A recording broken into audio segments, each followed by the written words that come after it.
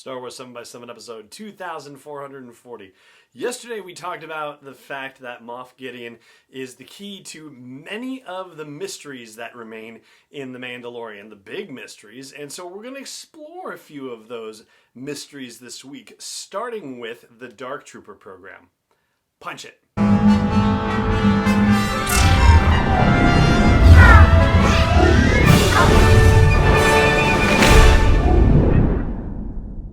Hey Rebel Rouser, I'm Alan Voivod and this is Star Wars 7x7, your daily dose of Star Wars joy, and thank you so much for joining me for it.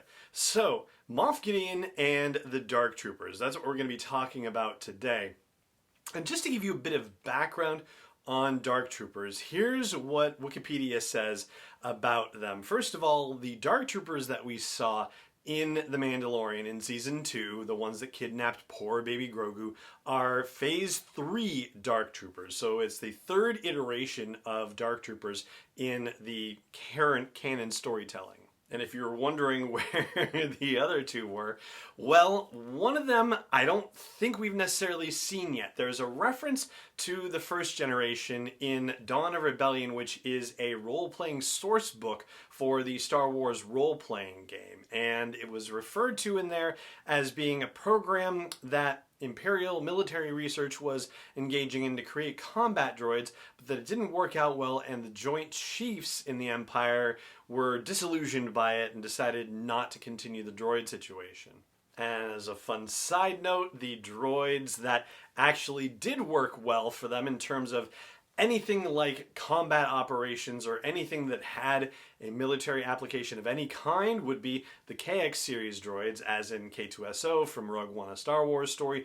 They were primarily used as security droids, but they certainly had their functions when push came to shove. But they were not designed for combat like the Dark Troopers were. And so, yes, Dark Troopers didn't work out, at least at first, in a droid form.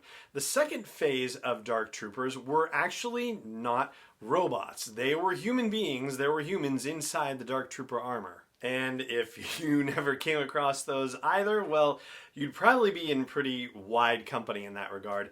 But they have appeared in canon storytelling of a sort, and we've actually talked about it here on the podcast, though it was many years ago. There was a mobile game put out called Star Wars Commander, and it basically had to do with setting up bases, and you would decide whether you're with the Rebels or the Empire, and it took place after the events of A New Hope, but before the events of the Battle of Endor. And basically you would establish a base and you would try to, fortify it and level it up and add troops and defend it from raiding troops from the other factions, etc., etc. And that game was launched in August of 2014 and shut down in, I believe it was June of 2020. So it had a pretty good run. And Dark Troopers, the Phase 2 Dark Troopers, were actually part of the game. They were a type of unit that, if you were playing as the Empire, that you could deploy to protect your base and also use in raids to attack other bases. But the thing that is not really talked about very commonly at all in relation to Star Wars Commander is that there was actually a storyline. There were a series of missions tied to a story within Star Wars Commander. Similar to Star Wars Uprising, where, there was a game that you would play, but there were also missions involved, and there was story built around the missions, or maybe missions were built around the story, perhaps, is the better way of saying it. And I know we've talked time to time about Uprising, and yeah, one day, one day we'll explore that story, and I think the same goes for Star Wars Commander, that someday that story will be explored. I know that there were folks online who made a point of gathering all the story information about Star Wars Uprising and collecting it in one place. I haven't really seen that cleanly done in the same way for Star Wars Commander. Some of it is on Wikipedia, but yeah, I don't think there's necessarily one particular resource, but if you happen to know of one, then by all means, let me know about it. And we're sort of digressing, of course, the Dark Troopers, right? The Phase 2 Dark Troopers, And there was an event that happened in the Star Wars Commander game called the Battle for Tatooine, where the Empire had established a base on Tatooine, and through a series of missions and maneuvers, which also involved the likes of Rebel heroes like Han Solo and so forth, the Rebels were able to take over the various forts, Fort Sunfire and Fort Iron Hand, I believe it was, on Tatooine, and kick the Empire off the planet. And Dark Troopers were involved in that battle, but didn't really do the job that the Empire had hoped they would do. And so, according to Wikipedia, the listing says that the Empire and I guess the Imperial Department of Military Research decided that the one flaw in the Phase 2 Dark Troopers was the human being. And so they went to a Phase 3 Dark Trooper. And thus we arrive at The Mandalorian Season 2.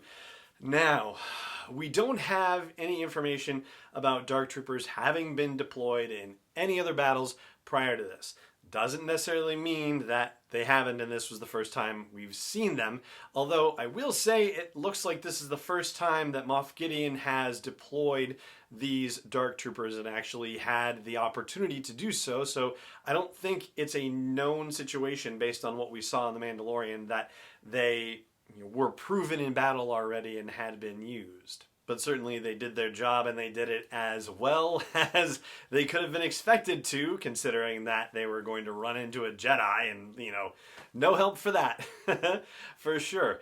But the thing that goes back to the very original point and purpose of this podcast, which is the mysteries of Moff Gideon in The Mandalorian, is how does he have a platoon of Dark Troopers? Because if we haven't seen these things deployed in other Star Wars storytelling and the current canon storytelling, and they're being depicted as being used in kind of a brand new fashion in The Mandalorian Season 2, that has to mean that they're new to Moff Gideon as well. And so how in the world did he get a hold of them? We have to remember that by this time in the galaxy, the Galactic Concordance has been in place for more than 4 years. That's the agreement that officially ended the war between the Empire and what was then the Rebellion, what is now the New Republic. So that's been in place for a while.